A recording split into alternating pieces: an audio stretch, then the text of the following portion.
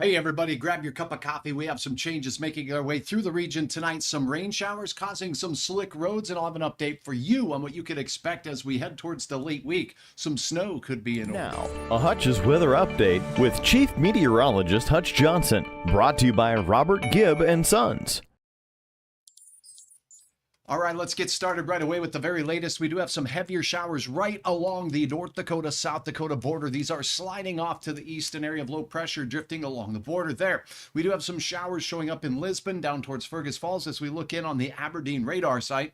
And again, soaking the ground a little bit, but that ground still remains frozen deep down, and therefore some roads, particularly some of these smaller roads, seeing some icy conditions developing there. Here's a quick look at what's going on with regards to those road conditions. And I want to just take this moment to remind you that if you head over to hutchesweather.com and on my website, I've got it very easy peasy for you to find out what it is you're looking for. First and foremost, on this black line here, see that road conditions tab? Click it and you're going to get the details and what you need in your particular area. Let's start with North Dakota real quickly. Where we see this light blue shade here, we do have some icy roads. So you're looking at the I-29 corridor here, right in the skinny corner, all the way up towards about that Buxton interchange there. We do have some slick conditions showing up in spots out there in that Buxton zone. So as we take a look at that, it doesn't look like solid ice to say the least, but certainly watch out for icy spots thanks to the fact that there is some mist, drizzle, and even morning frost that's been forming on area roads. Now,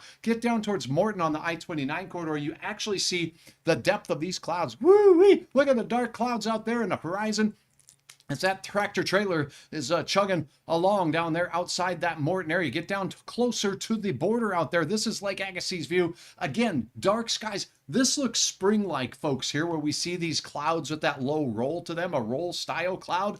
Unbelievable, our atmosphere today. Now, as we take a quick peek, you can click on the buttons on the top for the latest with regards to your area. And since South Dakota is seeing some of this shower activity too, let's take a quick sneak peek at what's going on the area roads there. Zooming out and getting into the eastern third of the state, I'm not seeing much in the way of road condition problems out there. The black roads means that they're seasonal for travelers out there. Get down along the border. Let's check in on this particular site here. This is Frederick, and you can see the wet roads from the melt, but also wet from the rain. Again, those low dark clouds out there doing their thing as we have some showers making their way through.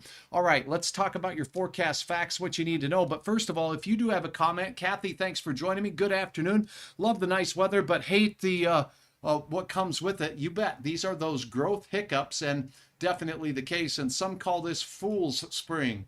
But I don't care. I'll take it. I just love it. Thanks for watching, Leora from St. Hilaire. And again, if you do have a question, let me know a little later. I'll get to those. Right now, let's focus on that forecast. First things we're going to talk about tonight. Temperatures not as cold. We were down in those lower 20s. Tomorrow, closer to 30 degrees down south. We will have some mid-20s, a few lower 20s here where you see the white pockets out there. We're talking places like Belcourt, Walhalla, and up into Roseau County. We'll see a few areas in those lower 20s, maybe briefly into the teens. Out to the east, Duluth, Superior, you'll see a chance of these showers we have now being snow in northern Minnesota. And then as we look out towards the south, toward the Twin Cities, it'll be warm enough for rain showers for you. But watch for slick spots first thing in the morning, please. Then as you go through your day tomorrow, look at the heat is on in central parts of the Dakotas. Once again, a 50 burger flipping its wheels out there in Bismarck, Mandan. We'll have those 50s through Mulbridge and down into Pierre, 54 degrees. 45 as we flip those numbers around for Fargo.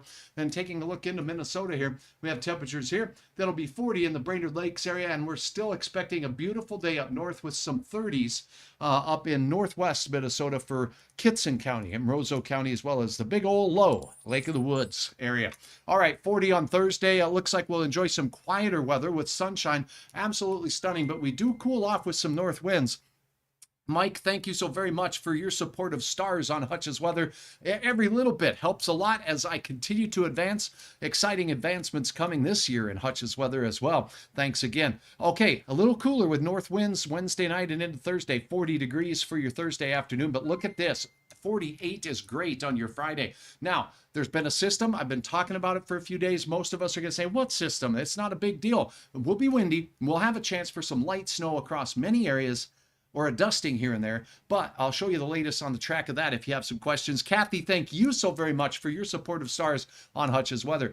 After this system moves through, we're back to reality, and we'll be back down closer to seasonal temperatures for the Fargo area on Saturday. And then as we head into the close year weekend, woot, woot, right back in business, climbing all the way back up into that 50 wowza McWowzies temperature pattern as we get into that first week of March. And March looking like it's starting out like a lamb. Pretty quiet, pretty good for us. Now let's take a peek at what's going on with this fancy storm system coming in on the weekend. Here's a snapshot. Notice the isobars close together. We'll have brisk north winds across all of North Dakota as we go through the Friday midday time frame. Snow showers will be moving from northwest to southeast, so we could see a few of these in the Northern Valley, but models are not in agreement still. That European model has been holding on to the fact that it says all of the main snow band will be mainly in northern Minnesota. Now the American model is following suit with it, taking most of the snow chances into northern Minnesota, from northwest Minnesota through Lake of the Woods and into the Arrowhead near Ely and the North Shore. So nonetheless, we'll have a chance of snow where I got the Hutch's squiggle line. And if you see Hutch's squiggle, you know you're in the area where we'll have a chance for some flakes of flying. Now, when we compare both models on the snowfall from the system, starting with the American model, see how it knifes from Lake of the Woods right into the Arrowhead of Minnesota with that pink color? There is a chance that a few places could get 4 or more inches of snow. Most of us won't get that much. And notice there's not a lick in Fargo-Moorhead or points south, even into Lakes Country here in West Central parts of Minnesota. And the European model has it up farther to the north and east. So if the European model wins out, even Lake of the Woods might struggle to see anything. The European model has been very consistent with this storm system run after run after run. The American model has been slowly creeping from having an impact in Fargo to Grand Forks, and now it's starting to look a lot more like the European model.